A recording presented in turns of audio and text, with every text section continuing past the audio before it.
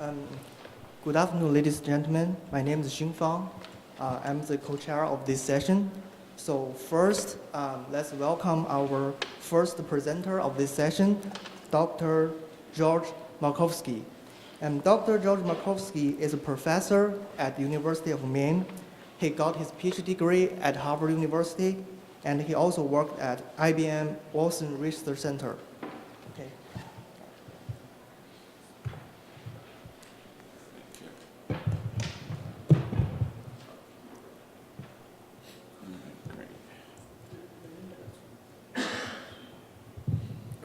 I'm all set.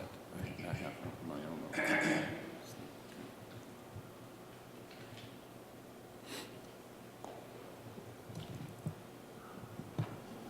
Okay. I thought this might be a provocative title for a big data conference in praise of small data. So there's a lot of excitement about big data's explanatory powers and the ability to find answers.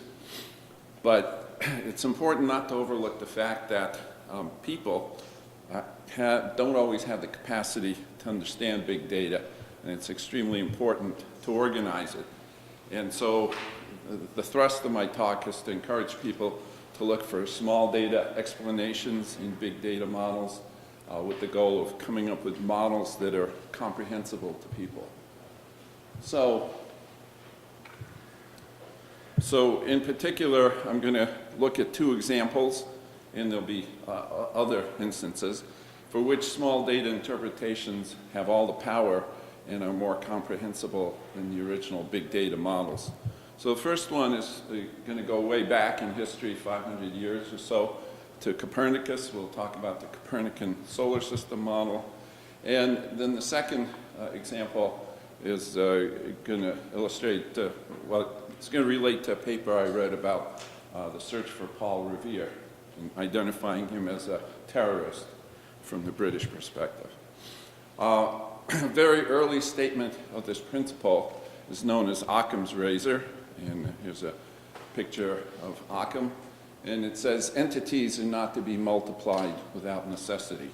And he used this very effectively in medieval times, and it went on from there. But the idea is actually quite old, dates back to Aristotle, where he said, where the hypotheses are fewer, knowledge will be more speedily acquired, and that is a desideratum, not a word I use often.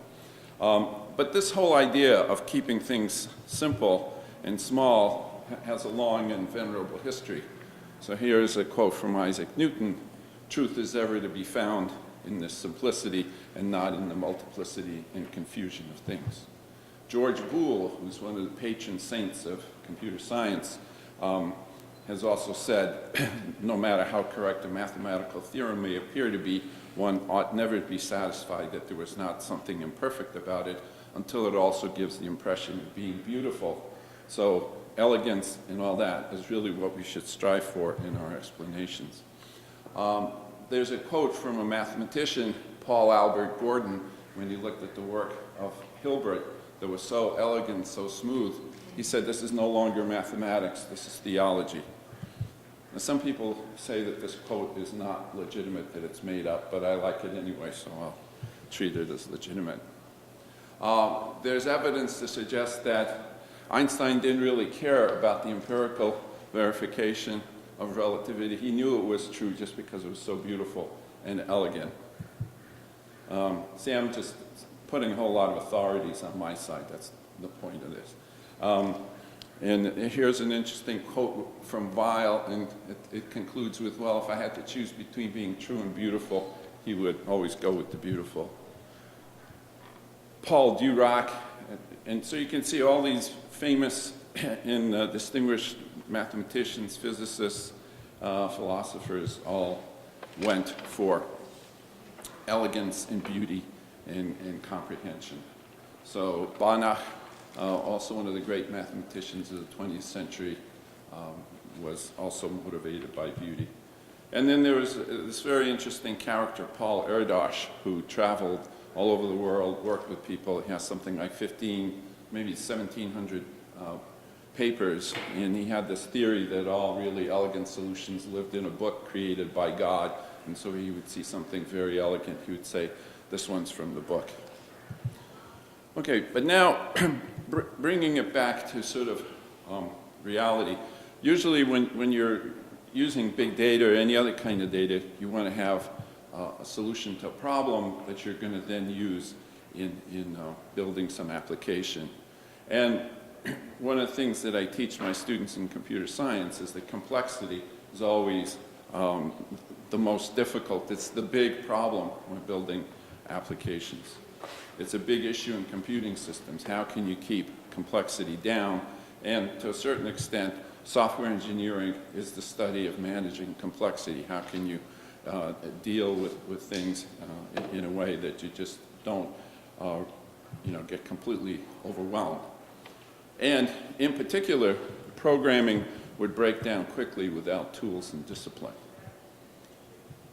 There's another side to this, which is that psychology also teaches us things about complexity. There's a paper from 1956 by George Miller, which is published in the Psychological Review, and the title of the paper is The Magic Number 7 plus or minus 2. And essentially what he found was that humans have, roughly speaking, and I know this is going to be a gross oversimplification, so if you're an expert in the functioning of the brain, you have to excuse me. But basically, you can think of the human mind as having both a short-term and a long-term memory. And the long-term memory is unlimited, but the short-term memory seems to be a very small capacity. And it's the short-term memory that gets invoked when you first see something for the first time or begin studying something. And through a variety of tests, and we're going to do a little mini test here, George Miller established that basically the long-term memory has a huge capacity, as I said, but short-term memory is very small. And what is that capacity? It's 7 plus or minus 2. So you can hold 7 items in memory, and maybe some people might go to 9, some people can only make it to 5, but that's the range. And in particular, I think most people had this experience, especially when they were college students. Somebody says, oh, let's order a pizza. You go look up the phone number of the pizza place, you call the pizza place, you order the pizza, you come back and people say, oh, what was that number you called? And you can't remember it because it's been pushed out of memory by the discussion of the pizza and everything else. So what's a simple demonstration? So I'm not going to ask you to respond. This is kind of on the honor system. So I'm going to show you a number briefly. You can't write it down. You just have to look at it. I'll have it up for a second, and then you'll try to recall it from memory. So is everybody ready? Okay, so here's the number. All right, and now, what number was it? And probably most people say that's 519. It's not a problem, right? So we make it a little more difficult. Okay. All right, so try to recall it. Saw that? Okay, it's good. How about this one? Now try to recall it. There's the number. Now we get to an interesting point. This is 7 digits. Recall it. All right. Okay. All right. Recall it. Well, it's interesting. And then you get to, okay, look at it, recall it. How many did you get correct? Okay, that's the whole point, is that it's not a matter of people's intelligence. It's not that smarter people can remember longer digits, sequences than dumber people or anything like that. It's just that people have certain built-in limitation, and so it's important when you're designing systems for humans or whatever to always make sure, or even theories, to always make sure that you don't overload people's short-term memory. Okay, so when people first encounter new information, it just looks like a bunch of random statements, and they are confused and have difficulty understanding it. And it's when they begin to it's either structured in a way they can understand it, or they work with it long enough that their brain begins to see patterns and structures to it, that then it's transferred into long-term memory, and it causes much less of a problem. Okay, and then after a while, people can't realize, what was the difficulty? Why was this so difficult? And the answer was because you had to hold so many different pieces of memory at the same time. So, what are the implications? So people are most successful in situations where the structure of the problem is relatively simple, or it's been organized in a way that, and this leads to this famous acronym KISS, keep it simple, stupid. There's a reason for it. And one of the things that's very interesting is that if you present people with a lot of material, they will naturally simplify it when they first hear it, okay? Because they can't hold all the details. So they'll compress it, and then if you're not careful, they'll believe the compressed version of what they did, not the full complicated thing. History is a perfect example of that, because if you actually start looking at historical events, they're typically much more complicated than what's actually presented. And I'll return to that story again. So here's an interesting, let's see if you can hear this. We won statehood. I became the first governor.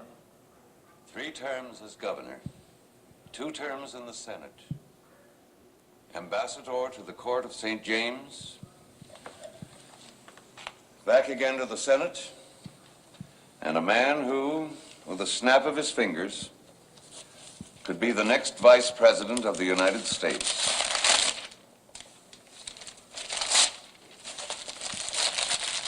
Well, you're not going to use the story, Mr. Scott? No, sir.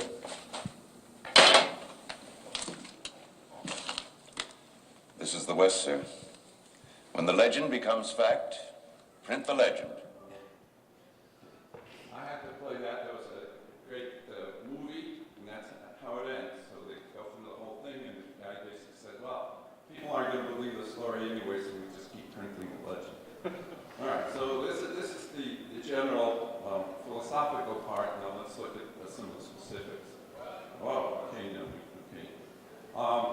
So first thing is we start with Copernicus, and he developed the most sophisticated presentation of the heliocentric theory, influenced modern astronomy, and he sort of delayed publishing it until his deathbed because I think he was afraid of the consequences. Now, people refer to this as the Copernican Revolution, and already this is kind of an example of what I just was talking about. People have compressed what actually happened and have this very nice story that Copernicus changed our whole view of life and astronomy, and it's a little bit more complicated, because if you say, what was actually the revolution? Well, the heliocentric theory was actually quite old. It was proposed by the Greeks, by the Greek philosopher Aristarchus, and it was discussed by Ptolemy, and he rejected it for a number of what they thought were good reasons. First of all, how many of you can feel the Earth move? They said, well, obviously the Earth doesn't move. We don't feel motion. And in particular, if you read Ptolemy, you'll get a complicated discussion. If you throw an object in the air, it falls right back where you threw it. And if the Earth was moving, it should fall somewhere else. So they didn't have, obviously, our concept of physics. And also the other thing is they raised objections about no parallax being visible, and part of it was that they had a completely wrong scale for the universe. So in Copernicus, to some extent, he didn't have any new physics. The new physics wasn't developed for another 100 years, but he just felt it was the right theory. So again, he was driven by considerations of aesthetics and beauty. And Copernicus had more epicycles than Ptolemy, if you actually look at what he wrote. So when you go to Wikipedia and it tells you that the geocentric system requires many more assumptions than the heliocentric system, that's not correct. Okay, Copernicus' theory was every bit as complicated as Ptolemy's. And this here, let me show you now the connection with big data, because we're going to take a little side tour. There's a famous mathematician, physicist, Fourier. You can see when he lived. He was interested in heat flow, and he introduced a very useful decomposition technique called Fourier Series.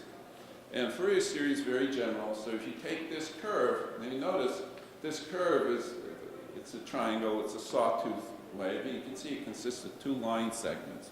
So fairly easy to understand. Fourier series, you represent everything by trigonometric functions. So the first Fourier approximation is written to the right, and you can see that it looks very much like that, but it's not exact. But at the same time, would you say that that explanation is easier than the original equation? Okay. Now, using Fourier analysis, you can get a better approximation. Okay, and you can see they're using two terms. But again, if you compare that to the original formulation, you can see it's quite a bit more complicated. And with three terms, you get an even better approximation, and you can carry this out to whatever precision you want. And in general, Fourier series looks like this. This is the general formula. It has an infinite number of terms. Now, essentially, what Copernicus was doing, and Ptolemy, and all the Aristotelian-based philosophers, the epicycles were essentially like adding terms in the Fourier expansion of the orbits. So if you start out with a circle, then you can have one epicycle will give you a curve that looks like the upper right. This one is two epicycles on the lower left and three epicycles. You can see you can start getting some very complex orbits with all sorts of back loops and whatnot. And so the whole point is that if they had the machinery of big data available, they could have forced as many terms as they wanted and said, aha, we have an explanation of the universe of planetary orbits, and all we have to do is take 15 terms of the Fourier series, and you get these kinds of complicated formulas. The true genius of Kepler was to say, hey, maybe they're not circles, okay? Maybe they're ellipses. And so here's an ellipse, which I've exaggerated its shape just to show that it's an ellipse. And you can see that the formula is relatively simple. One of the complicating factors is that planetary orbits are ellipses, but they're almost circles, okay, with exceptions of things like Pluto. They're very much circular. They're off by like 1 or 2%. But because of Kepler's work, and Kepler being able to reformulate this as ellipses instead of epicycles and whatnot, it led Newton to come up, this was one of the pieces in coming up with the formula for gravity. And I think most people would agree that this was a significant discovery, and it was driven by kind of recasting the data and coming up with something, a simpler model. And in particular, the great successes of physics can be celebrated by the fact that you can capture a tremendous amount of information in very elegant, very compact forms, and that if you understand what the terms mean, you really understand almost the whole discipline. So I just have a few more examples. Here's Maxwell's equations. Now, many people don't understand what they mean, but if you think about it, those equations capture pretty much everything you need to know about electromagnetics. So out of this come radios and generators and all kinds of things. And you can almost teach physics by saying, okay, here, let's start with this. Look at how compact it is. What does it mean? And then as you kind of derive meaning, you begin to understand. So here's the fundamental equation of electromagnetism. Here's the fundamental equation of quantum theory. Again, you can see not a lot of writing, not a lot of symbols, something that humans can grasp. And here's general relativity. Okay, so you have these basic equations that really summarize huge amounts of data. So in continuous data, we have many techniques for approximating functions and curve fitting, and many of these techniques give good explanations, but we have to not lose sight of the fact that we want explanations to really explain things from a human perspective. That should always be the goal. And if things are too complex, we should always be looking for kind of ways of making them more manageable. So this is the continuous side of the equation. So now I want to talk a little bit about dealing with discrete data. There's this very interesting paper I came across by Healy, who's a sociologist, and it's called Using Metadata to Find Paul Revere. And it's actually worth reading because he's a good writer, and it's very humorous.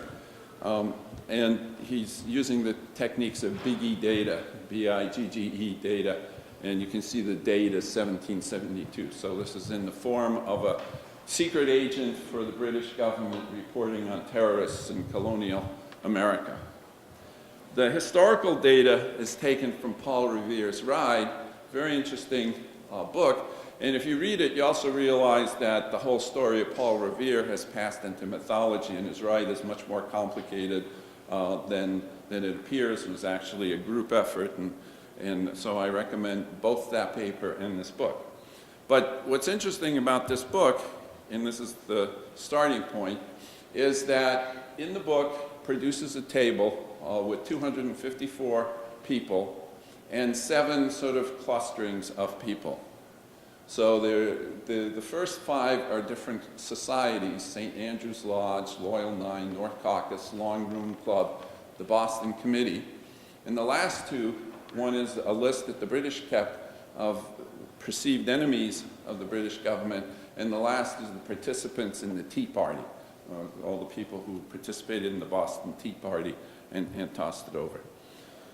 So the paper by Healy proceeds, and so he starts off with a 254-row matrix with 7 columns, and then he sort of looks at the transpose, which is groups by people. Then somewhere along the way, he constructs a 254 by 254 matrix, which for a computer is not a big deal, but for humans it's a pretty large size. And then, so he says, well, in the 18th century, we call this big data, and I'm giving an Edward X talk about it. So it's kind of filled with all kinds of little jokes. So you should read the paper. And then from that, he's able to draw all kinds of charts like this, showing you all kinds of cross-linkages. It also shows you charts among the organizations. This is certainly a lot more comprehensible.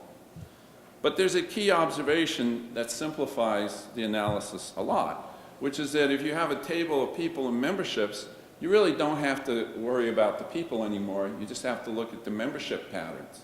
Okay, you can throw all the people away and just say, what are the membership patterns? So this whole thing of 254 by 7, if you look at it that way, boils down to 25 different membership patterns. Okay, so what I have in the first, on the left there, are the different membership patterns. So 0 means not a member, 1 means a member, and you can see how many people belong to various things. So membership pattern 1 has 1 person, membership pattern 2, etc. In the paper, I show how it's relatively easy from this to actually construct information on how many people a particular person is linked to. So the second table there says that, for example, people who have membership pattern 14, and there are 3 of those, are linked with 201 other people. Okay? And so instead of having a 254 by 254 matrix, you can do all this with a 25 by 25 matrix. So that's a 100 times reduction in the size of the matrix. So it becomes now a problem. Instead of you need a computer or a spreadsheet, you can actually do it on your own. And if you look now as to who is the person who knows the most people in all this matrix, you'll see that pattern number 5 is acquainted with 249 of the 254 people, and you go over to the first column and see pattern number 5 has only 1 person, and guess who that 1 person is? Paul Revere. Okay, so Paul Revere was this kind of catalyst. But we can do better than that. We can actually reduce this, make it even smaller. So the first one was, I call the big small data approach. Now we're going to do the small small data approach. And the idea here is that of the 7 columns, 2 of them are not organizations. So one is the Boston Tea Party, and you wouldn't know about that ahead of time, in the London Enemies List, which was known in London and not in the US. So if you drop those 2 columns, then you only have 5 columns to deal with. And also 112 names disappear because